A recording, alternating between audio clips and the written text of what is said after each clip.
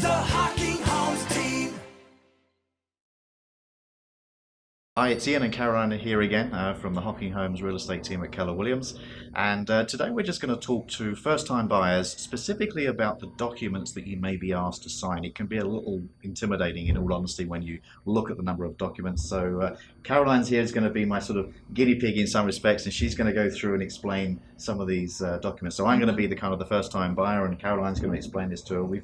Caroline, we've got a lot of documents sitting here. There's on a the lot paper. of paperwork here, and it's very daunting the first time you sit across the table from someone. It's an inordinate amount of paperwork, but there's a reason for everything, and I'll quickly explain what most of them are here.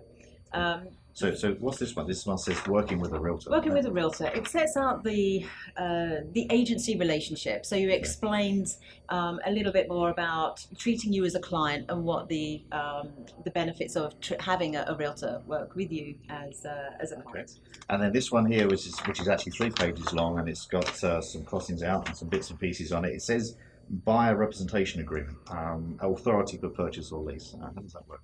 Very straightforward, actually. It's really the reverse of like a listing agreement. So if you are selling a property, you'd sign a listing agreement with like a contract with your agent. By signing this, you are now committing to the agent as a buyer. And the agent's committing to you as well. And it's very key. Yes, Yeah. You then have their full attention, and they'll do everything they can. Okay, fantastic. And of course, in today's world, we have to make sure we know who we're talking to. So there's actually a 4-page document, which is an identification information record, which is like, what's that? I mean, it's pure FinTrack. It's legal requirement. We have to know who we're dealing with. So generally the easiest form of ID is driving license, and we just take the details off that and keep it on file. So bring a driving license with you if you're signing one of these. Okay, then we have the actual sort of like offer documents themselves, and there's actually, we haven't got to the offer yet, so there's 3 of these. There's a confirmation of representation, the agreement of purchase and sale, and then a Schedule A. Schedule A. Very important is the Schedule A. We'll start with the confirmation of cooperation. Yep. It really just states who's representing whose interests again. So the brokerage is... So the brokerage will be representing the seller, and what brokerage is representing the buyer, and how the agents are getting paid. Okay.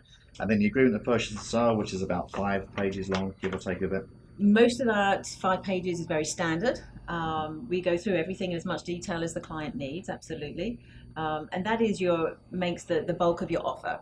So the it'll price have is the on pricing here. on there, it'll have closing dates, and just very general. The more specific paperwork is your Schedule A, and that will be the conditions specific to that particular property. So that will contain details of your financing, your inspection conditions, the right to revisit, and any other sort of clauses that you may need depending on what kind of property you're purchasing.